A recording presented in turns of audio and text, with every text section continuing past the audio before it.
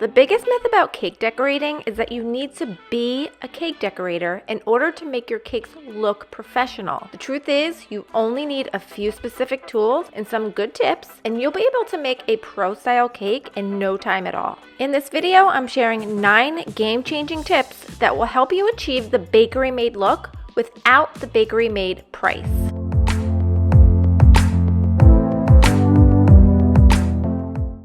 The first tip we'll start off with is using a doctored cake mix recipe. Cakes made per box instructions can be super fluffy and light, which in theory sounds great, but they end up being too fragile to hold the weight of 3 layers and buttercream. The one that I use includes buttermilk and sour cream, and it creates a super flavorful, moist cake with a sturdy crumb structure. Plus, using a doctored cake mix takes out all of the stress for me because I know it'll bake up perfectly every time.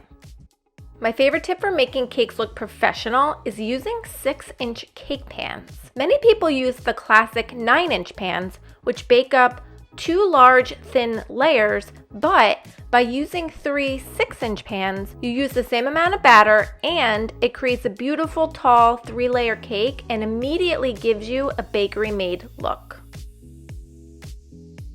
The next tip for making cakes look professional is using a cardboard cake round. Using cardboard cake rounds is a seemingly minor piece to making cakes look professional, but they're not only super helpful when moving the cake in and out of the fridge, but it also adds to the bakery-made look. The next tip to making cakes look professional is using homemade buttercream. Using any type of homemade buttercream that you prefer as opposed to using store-bought will make a huge difference in the overall look to your cake. I like to use American buttercream, and it's a much sturdier frosting, which allows for more detail in piping and a much smoother finish for the overall cake. Moving on to gel-based food coloring. The gel-based food coloring, like these from Wilton, gives your frosting a beautiful, vibrant color without changing the consistency of the frosting. It's a concentrated formula, which means a little goes a long way. And so using water-based food coloring, like the kind you'd find in your grocery store, will thin out your frosting because it takes a lot more coloring to get your desired tint. Baking your cake layers ahead of time will help with streamlining the entire process and will also help to ensure that your cakes have been properly chilled. So once your cake layers have cooled, wrap them securely in plastic wrap and set them in the freezer. This can be done several weeks in advance and they'll still taste super fresh. And when you're ready to decorate, take them out and unwrap them 30 minutes before you're about to decorate them. Don't want them to be completely frozen because this will cause your buttercream to harden too quickly. So you want them to be cold, but not frozen. Decorating on chilled cake layers makes the entire process so much easier, and you can easily stack and fill your cake without the cake breaking apart and without your structure being too wobbly.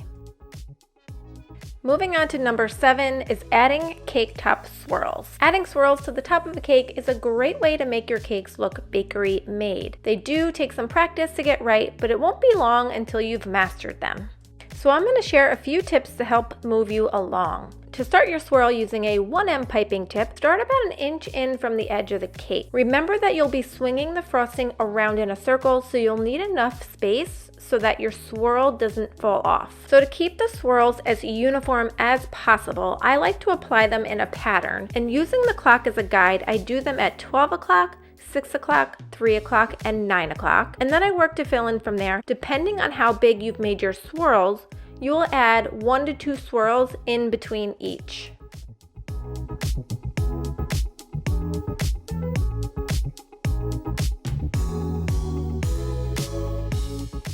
One of my favorite looks is adding Oreos in between each swirl. It really solidifies the professional look, and if you choose to add them, you can simply squeeze them in between your swirls, or you can add them as you add the swirls, whichever way you are more comfortable.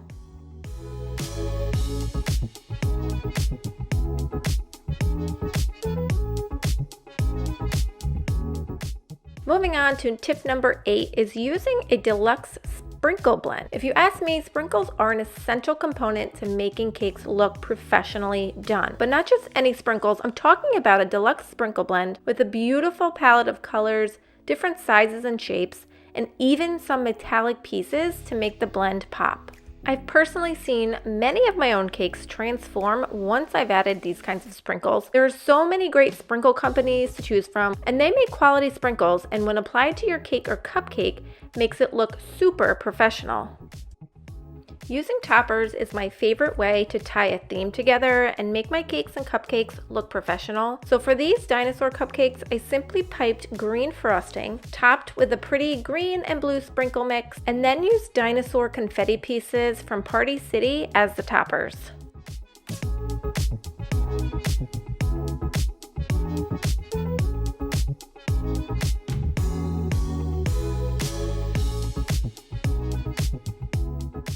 For my son's Mario cake, I created the theme using the Mario colors and then topped with more themed paper decor. So that's it. Those are my top tips for making your cakes look professional. I hope these help give you a jump start to making professional looking cakes at home. I'd be happy to answer any questions you may have in the comments below.